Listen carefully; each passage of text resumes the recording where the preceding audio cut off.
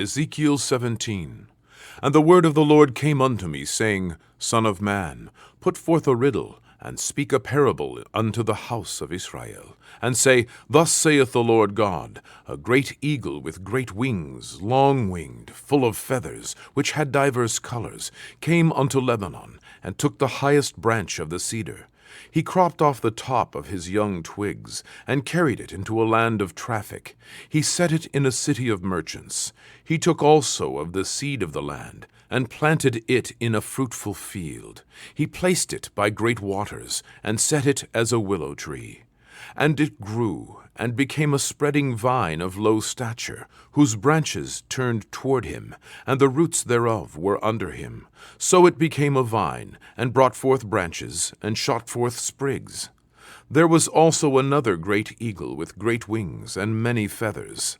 And behold, this vine did bend her roots toward him, and shot forth her branches toward him, that he might water it by the furrows of her plantation.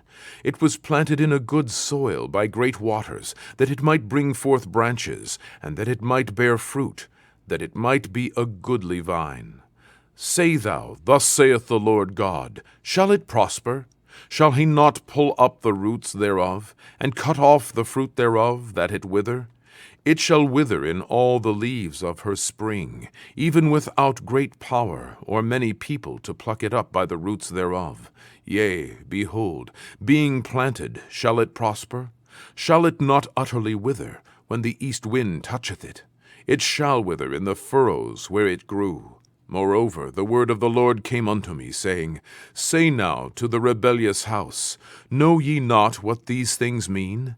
Tell them, Behold, the king of Babylon is come to Jerusalem, and hath taken the king thereof, and the princes thereof, and led them with him to Babylon, and hath taken of the king's seed, and made a covenant with him, and hath taken an oath of him. He hath also taken the mighty of the land, that the kingdom might be base, that it might not lift itself up, but that by keeping of his covenant it might stand.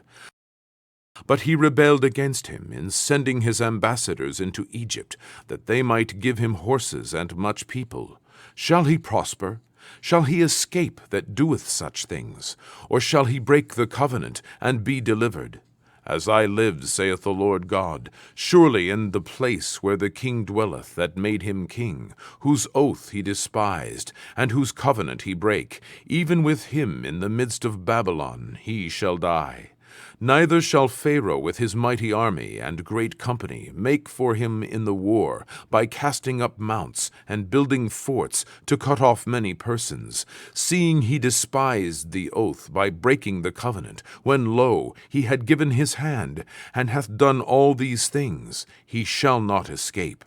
Therefore thus saith the Lord God, As I live, surely mine oath that he hath despised, and my covenant that he hath broken, even it will I recompense upon his own head.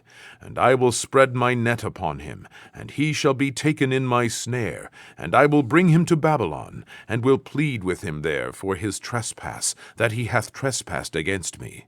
And all his fugitives with all his bands shall fall by the sword, and they that remain shall be scattered toward all winds. And ye shall know that I, the Lord, have spoken it. Thus saith the Lord God, I will also take of the highest branch of the high cedar, and will set it.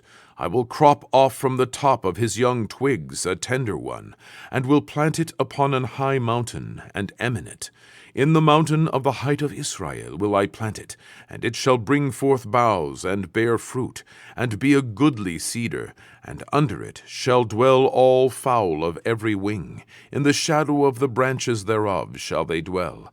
And all the trees of the field shall know that I, the Lord, have brought down the high tree, have exalted the low tree, have dried up the green tree, and have made the dry tree to flourish. I, the Lord, have spoken and have done it.